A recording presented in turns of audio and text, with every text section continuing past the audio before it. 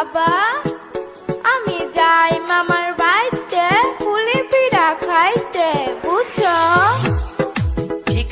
ঠিক আছে মা, তুই দেখে শুনা যাইস, পুলি পিঠা খায়া কিছু আমার লেগা নিয়ে আস, বুঝছস? আমার লেগা